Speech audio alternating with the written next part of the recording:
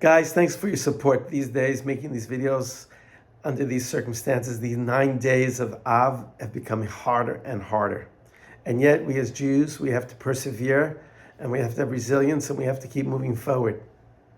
It is our custom to read Parshas Devarim this week, always the Shabbos before Tisha B'Av.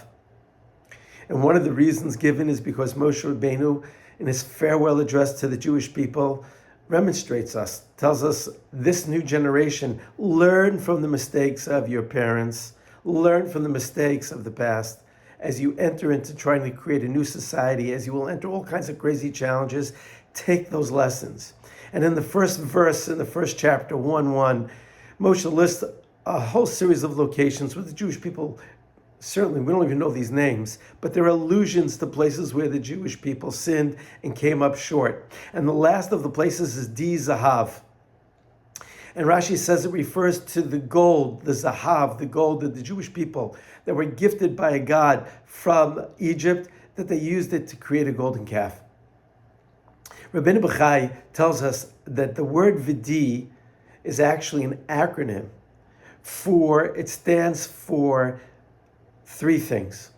Vav is 6, and that means the 6 days that God created the world, and Dalet is the 4 corners of the world that God supervises, and Yud is 10 for the 10 commandments. Had the Jewish people, if they just focused on the fact that God is in control of the world, and if they would only focus on what the Torah is telling us to do and how to behave, then we would have went into Eretz Yisrael. So again, it's all about not always feeling that you always have to be in control, that we let God be in control, and that we look to the Torah to give us guidance. And that's really as simple as it goes. When I speak to friends and who tell me they listen to the news or they read their news and they're depressed and they're upset, I said, well, let me ask you something. How's that working for you? If you're depressed and you're not feeling good about it. And let me ask you a question. For all the years that you have been listening to the news and reading the news, have you been able to affect the outcome of policies in the world to make the world a better place? And the answer for all of us is no. So we all want to be informed. I know I want to be informed. But I don't have to go as far as the Torah, the Parsha every week. There's something there for all of us to learn if we take the time to pay attention. And I certainly am always looking for that inspiration. And here's the inspiration part of this video. Moshe reminds the Jewish people later on in the Psukim, in the chapter 1, he says to them, right before he delivers his speech, he says, it's right after they've defeated Sichon Melech Amori and Og Melech Habashan. You've defeated these 2 superpowers. You should have the confidence. You should ride this win streak. We say it in the Halal Hagadol on Shabbos and Psuki de Zimra, chapter 136, where we say, L'sichon melech omri, kili olam chazdo, la'og melech habashon, kili olam chazdo. Why do we remember those things? And it's like Yitzias Mitzrayim, it's like one of Egypt, but yet it's the idea that HaKadosh Baruch Hu can take care of our enemies. HaShem doesn't have to, we don't have to lift one missile, one gun. If HaShem wants to finish it off, he can finish it off. He has many, many levers to pull. And that's what we have to remember. Remember how we speak? Vidi Zahav. Let's talk about the important things, the things that will make a difference, the things that will uplift. Behave in a certain way, to take the lessons of the past and to remember, yes, we have a strong army. We have, thank God, a very capable army.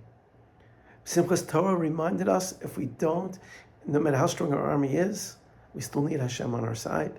We need to be on HaShem's side. That's the more important one. Not that we're on HaShem's side. We need to be on HaShem's side. HaShem is on our side. We got to be on God's side. Look, I'm not here. I don't want to be preachy, but I'm looking for the inspiration. The hours are filled with anxiety. Let's try to focus our learning. Let's try to focus on our deeds. Let's increase them as much as we can. I know this sounds like a broken record, but at the end of the day, look, there's a rainstorm that's coming to hit New York soon. And they say it's going to be a lot of rain, there could be a lot of flooding, and I have anxiety. But it's a stupid rain, so good. So I have some property damage. Okay, I don't want it. The Jewish people in Israel are facing a lot bigger threat, a greater threat than just some water damage. Let's keep davening. Let's keep walking around with the situation front and center in our mind. And then I hope that today is the second day of Av. It is 7 days till Tisha B'Av. Tisha B'Av is called a Moed. It's called a holiday. We as Jews have to have that kind of faith. And if we don't, we have to keep working on it. That this Tisha B'Av, we can do it to make it a Moed, to have the confidence. Just like we defeated Og and Sichon, we can defeat this. We got this. So let it rip. And let's bring Moshiach now. Shabbat Shalom. And if you like what you hear, pass it on. And Be'ezrat HaShem, this coming Tisha B'Av, let us all be reunited with our brave soldiers, with the hostages, and finally with Melech HaMashiach. Shabbat Shalom.